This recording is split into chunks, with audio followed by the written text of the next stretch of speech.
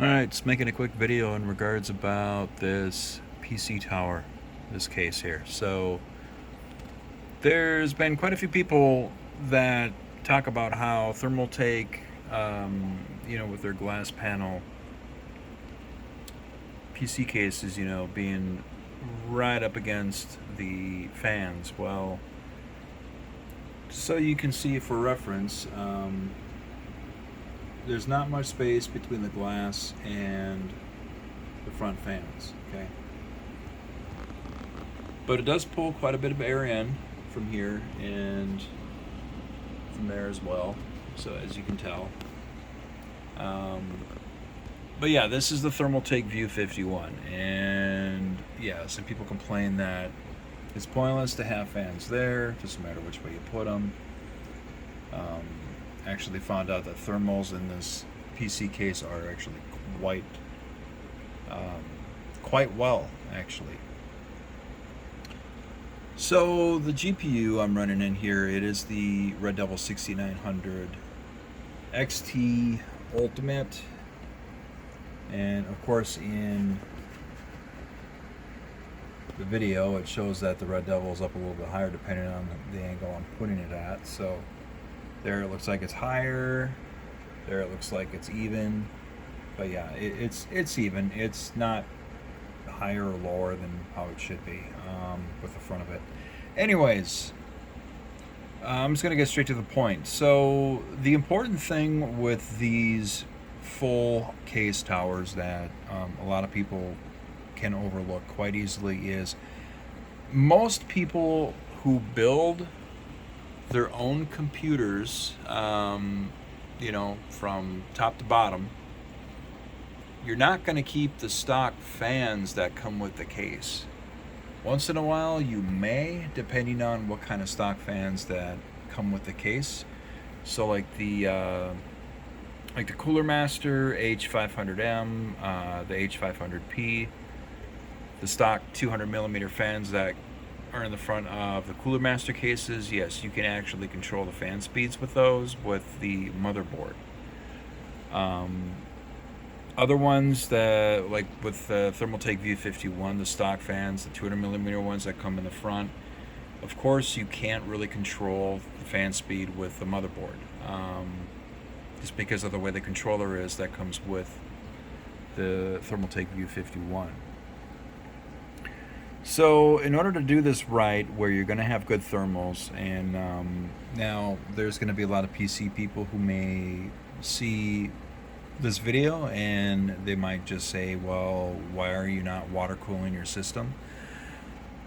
So here's the thing with water cooling, and it's nothing I have against water cooling personally, but you're taking a liquid substance that's running through a bracket, through tubes, that goes up against your heatsink, up against your CPU.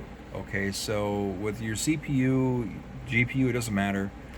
You have an inner and outer temp reading. Okay, so of course the inner part, the center of the CPU, is going to be the hottest point. Okay, and yes, liquid cooling can be very, very beneficial depending on the liquid you're using, but for the most part, your liquid is going to travel to a certain point where it's not going to keep your CPU or even your GPU as cool as proper, just straight air cooled towers. Okay, now I'm not saying people who do liquid cooling are doing it wrong. I'm just saying that it's all preference. Okay, so basically what I have in my tower here in terms of cooling, I have two 200 millimeter Thermaltake Ring Plus. They go up to just under 1200, like it's like 1150 RPMs, so like 1150 RPMs. Okay, and then inside I have three Thermaltake Pure Plus that do well over 1500 RPMs. They're of course facing the opposite, so they're blowing air in the tower. And then On the top, I got 3 Corsair 140 millimeter fans that are, of course, taking air out of the tower. They're running at over 1500 RPMs, and then of course the rear 120 millimeter Corsair, and then 220 millimeter Corsair, all LL series, running over 1500 RPMs. So when it comes to thermals, though, like the GPU, the CPU, even your chipset in there, like where your fan is on the bottom, you can't really see it in this video, but yeah, the fan is definitely in there behind the GPU.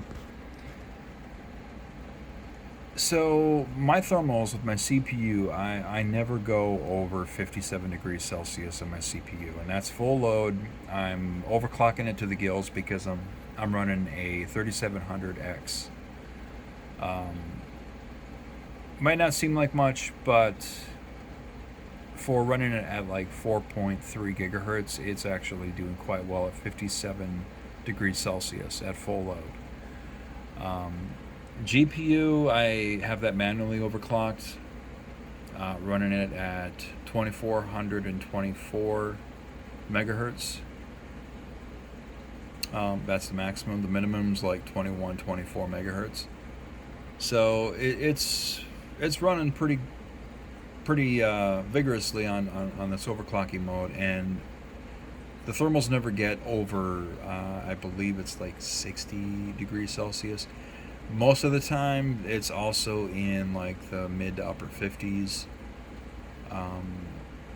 with the thermals on the GPU. So both the CPU and the GPU are pretty much like neck and neck when it comes to the temperature wise. But yeah, if you're going to do a case like this, if you're going to put together a case like this, you have to keep in mind some of the fans you're going to get with it aren't going to really do much for cooling. Especially if you cannot control the fan speeds. That's a really big deal if you're going to have some serious hardware in a tower like this. So you have to have cooling that you can control. You know, it's really important to have that. So, but yeah, this is actually a really, really good tower. I mean, it may not seem like a lot of air is going to come out the top there. As you can see, that gap there, of course, there's one on the other side that goes straight to the top, all the way down. Okay, a lot of air is actually being pushed out, and it's quite nice. So, but yeah, those who watch this video, just keep in mind, if you get into building PCs, especially one like this, yeah, every fan you put in, you know, whether if it's the front, the sides, the top, the back, the bottom, make sure you can control the fan speed. Alright, that's kind of rule number 1 there. Anyways, that's my video.